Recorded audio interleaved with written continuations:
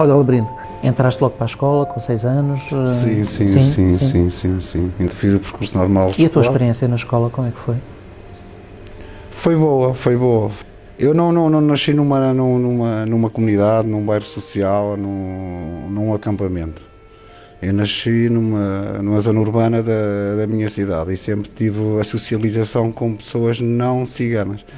Por isso a minha entrada na escola foi uma parte natural. Depois tive a parte do desporto que ajudou imenso.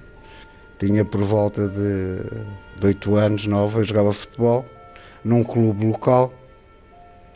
Só que eu ia aos treinos, treinava e nunca era convocado. E há uma altura que um colega meu partilhou comigo que disse que o mister nunca me ia convocar por ser de origem cigana.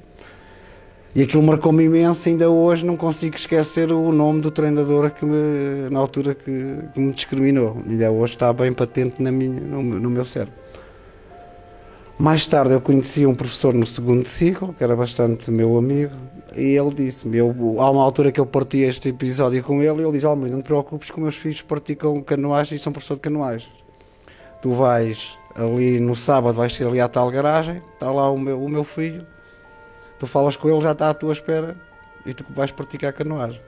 E assim foi, eu tinha por volta de 11 anos, fui lá ter aquele local, já acarinharam-me bastante e comecei a praticar canoagem desde os 11 até aos meus 35 anos, nunca mais nunca mais parei de treinar e competir. E isto fez a diferença no meu percurso, sempre ligado ao desporto. Eu recordo-me que na altura que o meu pai não me deixava federar, que era para competir, porque tinha medo e o receio do rio, da água, podia morrer afogado, e não me deixava federar, que era para competir. Olha, então conta-me lá a tua vinda para Braga. Casaste, vieste para Braga, como é que foi a adaptação? Tem sido fácil, tem sido difícil a tua adaptação à cidade de Braga? Como é que tem sido essa adaptação? A Braga foi fácil, porque eu já conhecia Braga antes e também sou uma pessoa muito ligada à história e às artes. Em termos social foi um pouco difícil, no aspecto onde deparar-me com pessoas diferentes, não pessoas não ciganas como ciganas, porque as pessoas pensam que os ciganos em Portugal pertencem todos a um grupo étnico, e é totalmente o contrário.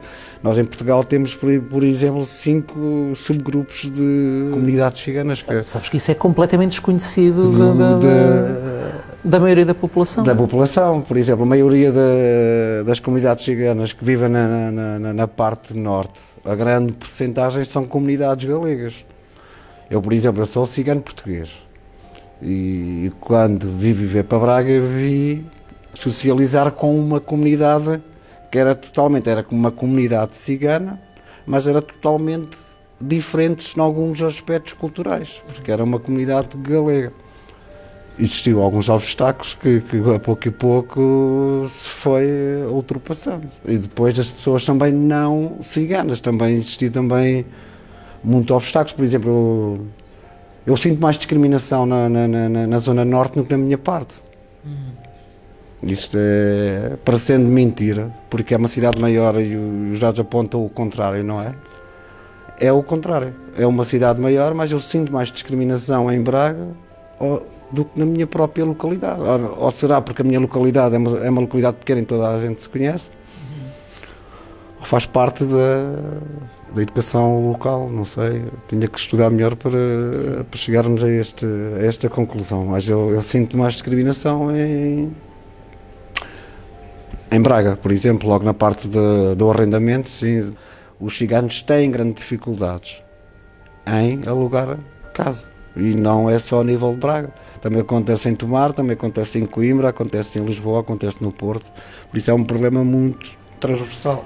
Como é que isso se manifesta? As pessoas dizem-vos diretamente que não lhe arrende porque é cigano, ou a coisa é mais subtil? Existe aquela discriminação subtil, não é? Depois há a discriminação direta.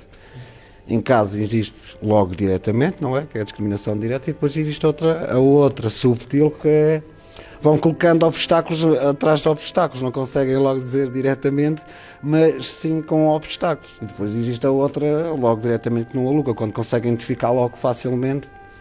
Sim, depois existem casos que Por exemplo, mudanças de fechadura, alturas sim. Já com as pessoas lá e mudam de... Sim, sim, porque na altura não é o que está na lei, é o que permite na lei. Nós temos 15 dias sempre para revogar ou impugnar um contrato, não é? E as pessoas também sabem. E depois existe, não é?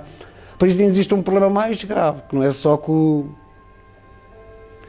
os próprios proprietários das casas, é os próprios inquilinos ao lado, porque também fazem pressão porque não querem ter ciganos ao lado. E eles são os primeiros logo a ligar para o senhorio, para o dono da casa, a fazer pressão que temos um cigano ao lado e papapá. E aqueles mitos. Por exemplo, quando isto acontece localmente, eles conseguem identificar os ciganos localmente. A maior parte das pessoas em localidades pequenas conseguem identificar os próprios ciganos daquela comunidade. Nestas cidades maiores, ou é pela linguagem, ou é um vizinho sempre que conhece, ou a parte física, existe ali sempre alguém que vai identificar que eles são ciganos, ou pela viatura, ou quando estão a descarregar, existe sempre. Eu tinha a técnica muitas vezes, quando era para alugar casa, tinha a técnica sempre de trocar de carro, nunca fazer, por exemplo, quando eu mudava de casa... Isto é engraçado agora, mas não é nada engraçado, porque isto é triste, não é? E faz-me rir porque eu já passei tantas que agora dá-me vontade de rir. Por exemplo, fazer as mudanças de noite, para os vizinhos não inteirarem-se da situação que estava a passar. Nos primeiros dias não fazer barulho, não receber visitas em casa, não dizer aos próprios familiares onde era a nossa casa para não irem lá bater à porta. Uma linha. Já aconteceu pessoas também à porta de entidades para levar o carimbo, na altura os contratos tinham que levar o carimbo.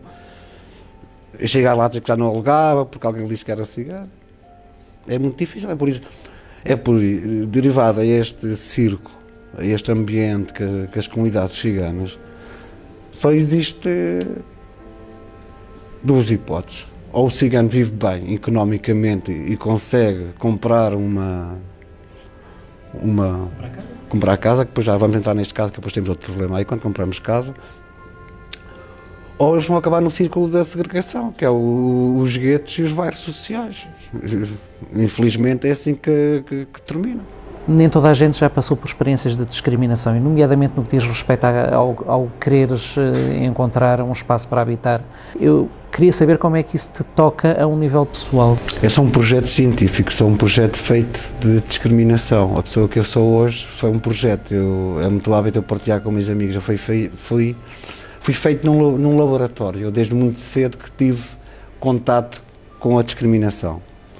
E, infelizmente, até hoje não perdi o contato com a discriminação. Eu digo muitas vezes aos meus colegas, eu sou um projeto feito de discriminação. A pessoa que eu sou hoje foi feito dos vários episódios que eu tive até hoje de discriminação. Eu tive discriminação no desporto, eu tive discriminação no arrendamento de casa, eu tive alguma desconfiança na parte também profissional, porque as pessoas porque era cigano e não confiavam. Classificavam como cigano, mas não com as minhas capacidades, também me aconteceu. Por isso, ao longo da minha vida foi feito de vários episódios. E eu prometi-me a mim próprio, desde muito cedo, começar a estudar, para um dia tentar mudar a realidade. Eu sempre fui um autodidata, eu não entrei na faculdade, mas eu por mim próprio já me capacitava. Eu acreditava muito em mim e li muitos manuais, muitos livros. Eu lembro-me na altura quando comprei a minha primeira máquina profissional, eu ia para aquilo, o que é que eu vou fazer agora? Eu não sei mexer, vou tirar fotos em modo automático. Mas eu não. Eu fui para o YouTube, vi vídeos, até aprender a mexer numa máquina profissional, porque eu vinha de uma amadora para um profissional, é um salto enorme. Não. E isso sempre fez parte de mim ser um autodidata. E sempre quis aprender mais para mais tarde usar estas ferramentas para defender as comunidades ciganas quando eram vítimas de discriminação. Eu desde muito cedo comecei logo a trabalhar na área da discriminação, ajudava as pessoas a fazer a parte das burocracias e os formulários para fazer queixa. Depois, mais tarde, comecei a trabalhar a nível nacional. Eu, em 2013, fiz parte de um grupo que é o Consigo, onde estive presente até 2018. Fiz parte e trabalhava muito a nível nacional com as comunidades ciganas. E sempre usei estas ferramentas. Depois, é que eu estava a dizer há bocado ao Paulo, eu sinto-me uma pessoa realizada, porque eu na altura cheguei a trabalhar com o Conselho da Europa, cheguei a visitar Bruxelas, o Parlamento Europeu, também tinha aquele bichinho da parte também do associativismo. Também estava um pouco ligado também à política local, por aí afora. Eu sempre usei estas ferramentas para mudar a realidade. Eu lembro a minha primeira intervenção foi na minha localidade. E lembro-me na altura que eu fiz denunciar 7 bares. Em 7 bares que eu entrei não entrava com os miúdos por serem de origem cigana. Recordo-me perfeitamente que na altura eu consegui multar 2 bares. A ASAI me conseguiu condenar 2 bares a pena de coima. E aquilo lá localmente mexeu muito. Então os proprietários dos estabelecimentos noturnos mudaram as regras. Começaram só por deixar entrar 3, depois por final já deixavam entrar todos e assim passou. E foi um dos objetivos. Depois fui trabalhando a nível nacional e por aí afora tínhamos conversa para 24 horas, nunca mais terminava. O que é que isso te faz sentir? A ti, Almerindo, o que é que tu sentes? O que é que eu sinto? Com a discriminação. O que é que eu sinto com a Que discriminação? sentimentos é que isso te traz? Hoje em dia, a discriminação só me dá mais força para continuar o meu trabalho. É o que eu tinha dito antes, Paulo. Eu sou um projeto de vítima de discriminação.